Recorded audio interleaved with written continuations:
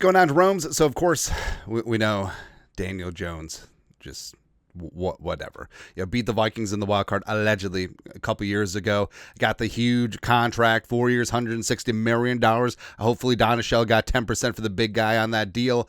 But he's basically just turned into a meme, just a joke with the Giants. The Giants didn't do anything to help him, and it just didn't work out, right? And, they drafted him too high. They didn't surround him with talent. Jones didn't help himself either, but it was just a mess overall. Right. So, and then the Giants moved on from Daniel Jones, and then the Vikings signed him in free agency to the practice squad, and then recently just elevated him to the 53-man rooster. So it is gorgeous. And you're thinking, okay, even though the Vikings got Slinging Sam Darnold, a.k.a. America's quarterback, who's balling out this year, as well as the future with J.J. McCarthy, you can never have enough quarterbacks.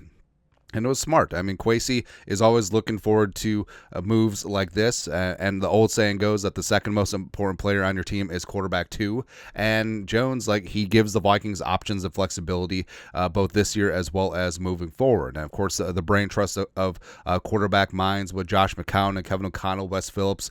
And it's a great spot for Daniel Jones. And Jones did have options. He could have gone to several other places, including teams like the Raiders, who were having quarterback injuries and issues at the time. He could have started right away after being let go by the Giants, but props to Daniel Jones. He wanted to be around a winning organization, some good quarterback minds, and O'Connell's talked about how that quarterback room is just brimming with high football IQ, and it's sort of like a graduate degree in quarterbacking in that room, which is great. And Daniel Jones, he's not without talent. I know that people love ripping on Daniel Jones, but there's still something there. And, of course, Kwesi and Kevin O'Connell love the mom, I can change him type players. But Jones, 64.1% career completion percentage, which is actually not horrible because you would think from all of the jokes and stuff that Daniel Jones completing 40% of his passes like Tebow. Nah. Not the case. Also, career 70 touchdowns to 18 to 47 interceptions, which isn't terrible.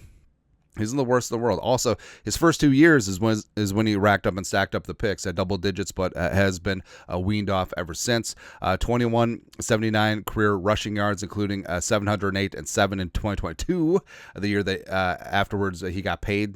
So he does have accuracy. That was one of his hallmarks coming out of Duke, working with David Cutcliffe, is that he was an accurate, high football IQ player, as well as the mobility is a plus. It just got beaten out of him with the Giants. Now, long story longer, Kevin O'Connell asked this week after the Vikings procedurally added Jones to the 53 because, remember, he has to be on the 53 if the Vikings get a comp pick credit if he leaves the free agency. It doesn't work if he's on the practice squad. But also, I feel like there's something more there. Of course, this week, Kevin Seifert, who is not Carl Kirschmidt, Kevin O'Connell was asked twice whether Daniel Jones could be the number 2 quarterback behind Sam Darnold on Monday.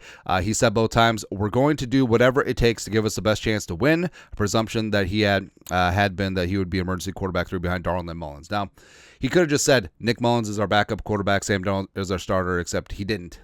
Now, this could be playing a little bit of games with Sean McVay so that the defense has to get ready for Daniel Jones potentially as a wildcat, but I think that there's more than that. All right, so number 1, backup quarterback upgrade. Knocking on all the wood.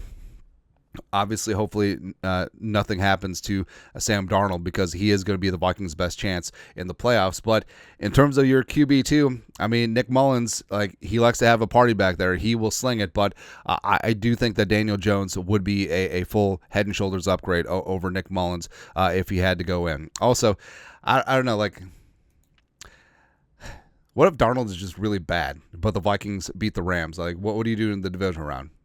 I don't see O'Connell benching him. I don't think that he would do him like that, considering what's happened this year. But having a viable starting caliber quarterback who now, 7-8 weeks in the building, has a full grasp of the offense, I don't know.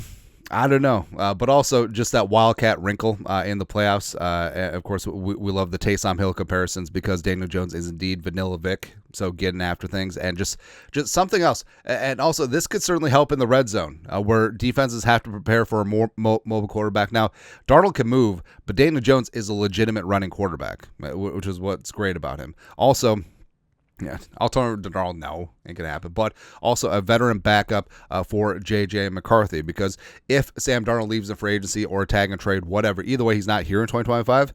McCarthy, Daniel Jones, two solid quarterbacks on the roster.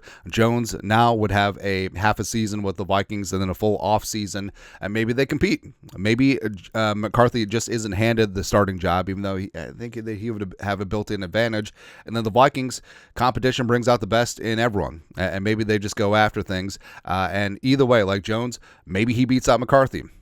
Maybe that knee isn't 100%, even though it will be, right? Pray.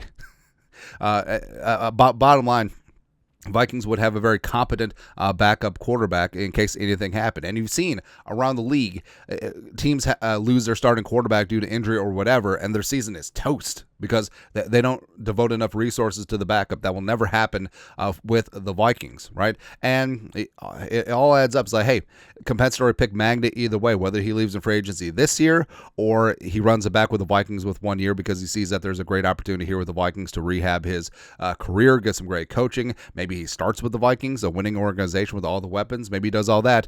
And then if McCarthy proves that he's the guy, maybe he leaves. And then all of a sudden, I don't know, the Vikings sign Justin Fields or Zach Wilson. And Kevin O'Connell's like, for my next trick in our quarterback rehab factory we got going on here. But either way, I do like Daniel Jones. Just because, remember all the jokes that everyone had about Darnold when he got here. I mean, all those are amplified times 10 with Daniel Jones, right? Because I feel like everyone always respected Darnold.